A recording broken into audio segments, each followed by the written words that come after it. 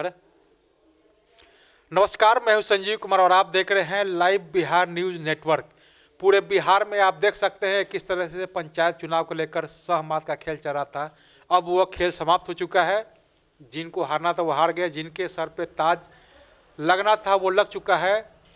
अभी हम आए हुए हैं वैशाली जिला में और वैशाली जिला के जो है प्रखंड का नाम है पटेरी बेलसर और प्रखंड का नाम है सोरहत्था, तो पंचायत है। और हमारे साथ हैं मुखिया हैं वीरेंद्र राय जी हैं। इनसे जानते हैं कि ये जनता के बीच गए हैं, जनता ने इन पे भरोसा किया है। हालांकि आपको बता दें कि इनके पूर्व में भी इनके परिवार के लोग मुखिया रह चुके हैं और उनके द्वारा भी बेहतर काम किया गया है। इसी के वजह से है इसको इन पे जो है वीरेंद्र राय जी हैं, इन पे भरोसा जनता ने दोबारा से किया है। हालांकि इस बीच में पूर्व में जो मुखिया थे उनके द्वारा क्या कुछ काम किया गया है वो तो मैं नहीं बताऊंगा, लेकिन जनता के बीच हम लोग गए थे और जनता ने कहा था कि वर्तमान जो मुखिया है उनके द्वारा काम नहीं किया गया है।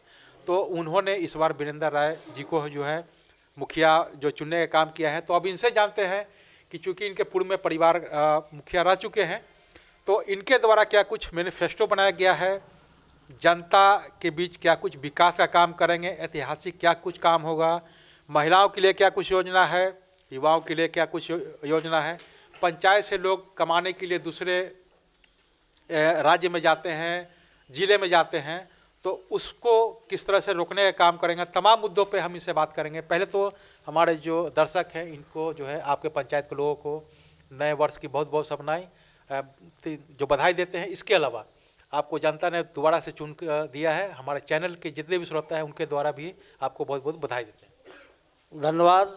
मैं वीरेंद्र राय सोरहत्था पंचायत के मुखिया, और इस बार बहुत उल्लास के साथ जनता ने हमें इसमें चुना है और मैं जनता के लिए समर्पित हूँ और नए वर्ष की शुभकामना देता हूँ, धन्यवाद देता हूँ, प्रणाम करता हूँ। जी अच्छा, ये बताइए जनता ने आपको चुनने का काम किया है, तो इस पंचायत के विकास के लिए सबसे महत्वपूर्ण क्या योजना आपने बनाया है, क्या कुछ पहले करेंगे? देखिए, विकास में तो सबसे प्रथम है कि मैं शिक्षा को जोर डालूंगा कि शिक्षा शुरू दुरुस्त हो, और यहाँ पर जो भी शिक्षक सब घरेलू हैं, शिक्षा का पठन पाठन ढंग से नहीं करते हैं और ज़्यादातर मतलब कि अपना काम में लगे हुए रहते हैं, मतलब व्यक्तिगत काम में लगे रहते हैं। इसके पहले जो मुखिया थे वो अपना घर बनाने के फेर में रह गए, कोई काम नहीं किए, जनरल योजना सारे टप पड़े हुए हैं। मैं इसको सुचारू ढंग से लागू करूँगा और शिक्षा पर विशेष ध्यान रहेगा।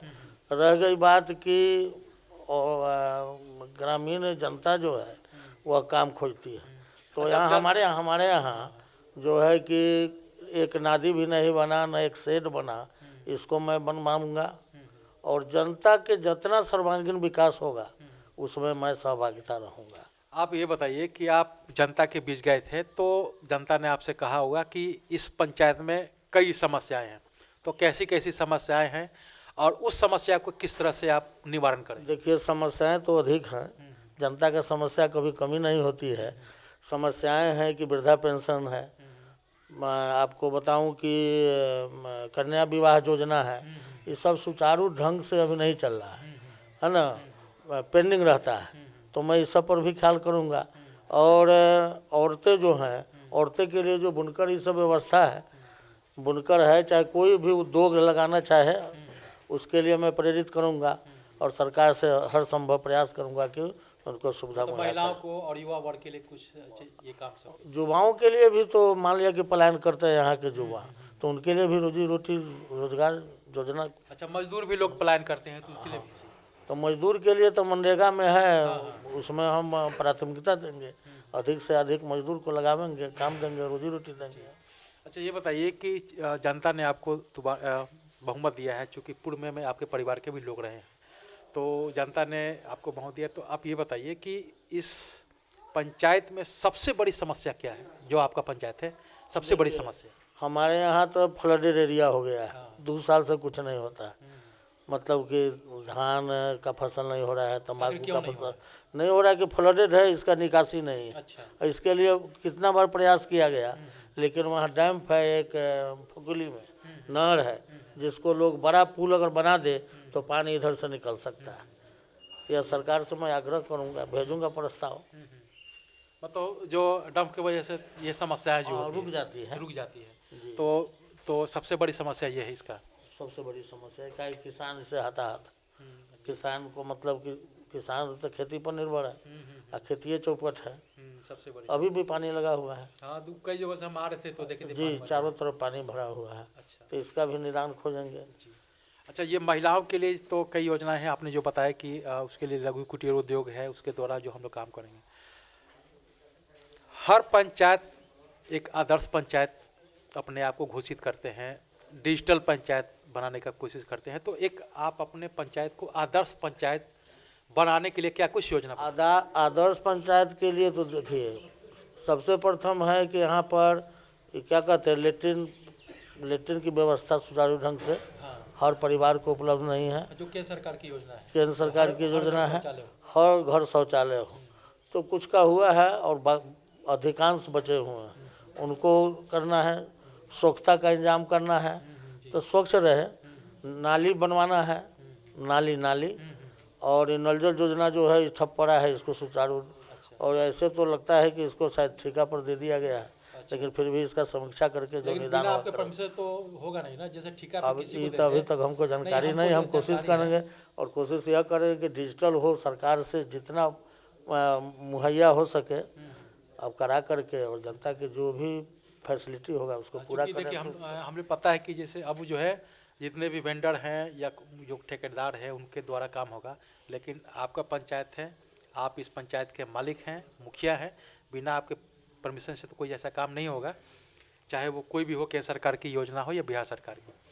ये बताइए कि अब जो है इस पंचायत में विकास के लिए कुछ अलग से आपके द्वारा कुछ योजना बनाए होंगे जो ऐतिहासिक काम हो?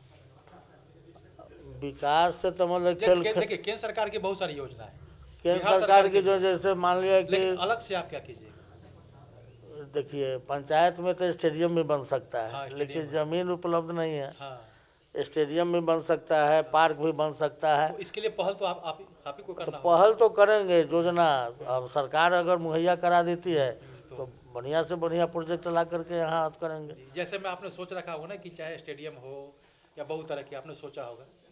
स्टेडियम के लिए तो जमीन है, शिक्षा विभाग का है, उसमें पहल करूँगा। अच्छा। बहुत सारे है, 56 एकड़ जमीन है आपको। 56 एकड़? हाँ, ये ट्रेनिंग स्कूल का। अच्छा। तो उसमें मैं प्रस्ताव भेजूंगा, सरकार अनुमोदन देती है तो मैं इस काम को। या पहले मुखिया हैं जो अपने पंचायत में चाहते हैं कि स्टेडियम हो युवाओं के लिए खेलने कूदने के लिए, जो 56 बीघा की जमीन है। बहुत अच्छी बात है। जाते जाते आपसे एक अंतिम सवाल ये करेंगे कि आपको जनता ने बहुमत दिया है, तो कई लोगों ने नहीं भी दिया होगा, तो चूँकि अब इस पंचायत के आप मुखिया हो गए हैं, तो एक संदेश के रूप में क्या कहेंगे आप? नहीं, मैं तो जनता हमारे लिए सभी बराबर है और सभी के लिए मैं काम करूँगा। कभी किसी का शिकायत नहीं मिलना चाहिए, हमसे शिकायत नहीं मिले, यह जनता से मैं उम्मीद रखता हूँ कि हम सही धरातल पर उतरे, पंचायत का सर्वांगीण विकास करें, जिस योजना का लाभुक को ज़रूरत है उसको पूर्ति कराने का भरसक प्रयत्न देंगे। यही मेरा कहना है। तो हमारे साथ है वीरेंद्र राय जी। तो आपने सुना कि इनका कहना है कि हमारे द्वारा एक ऐतिहासिक काम ये होगा कि बिहार सरकार की एक ज़मीन है जो 56 बीघा ज़मीन पड़ता है, तो उसमें स्टेडियम बनाए ताकि राज्य स्तर पे, जिला स्तर पे और नेशनल स्तर पे भी यहाँ पे खेल का आयोजन हो सके। ये बहुत बड़ी बात है। तो हालांकि हम लोग कई पंचायत में गए, वहाँ के मुखिया का कोई एम्बुलेंस कहते हैं, कोई बहुत तरह की बातें कहते हैं कि जो मैं अपने स्तर से करूँगा। हालांकि इनका जो पहल है बहुत ही अच्छी है, क्योंकि एजुकेशन के साथ साथ खेल कूद भी ज़रूरी है। जब बच्चे स्वस्थ होंगे तो एजुकेशन अच्छा होगा, जब एजुकेशन अच्छा होगा तो स्वस्थ भी रहेगा। तो खेल कूद भी ज़रूरी है और इनका जो पहल है खेल को लेकर के बहुत अच्छी बात है। इसके अलावा इन्होंने महिलाओं को लेकर भी कई योजनाएं बनाए हैं, मजदूरों के लिए भी बनाए हैं, वृद्धजनों के लिए भी बनाए हैं कि उनको जो 60 साल से ऊपर हैं उनके लिए भी एक पेंशन जो बिहार सरकार के द्वारा जो वृद्धा पेंशन है, कन्या योजना है जो विवाह के लिए भी होता है। ऐसे तमाम जो केंद्र सरकार और बिहार सरकार की योजना के अलावा इनके द्वारा कोई आदर्श पंचायत बनाने के लेकर भी और डिजिटल पंचायत बनाने को लेकर भी ऊपरे जो पदाधिकारी हैं उनसे बात करेंगे और अपने पंचायत को डिजिटल बनाएंगे। बहरहाल आप चलते हैं दूसरे पंचायत में। अब वहाँ के मुखिया से बात करते हैं कि उनके द्वारा क्या कुछ मैनिफेस्टो बनाया गया है, जीत जनता ने आपको बहुमत दिया है तो क्या कुछ अपने पंचायत को बनाने के लिए योजना बना। बहरहाल तब तक के लिए मुझे दीजिए इजाज़त, धन्यवाद।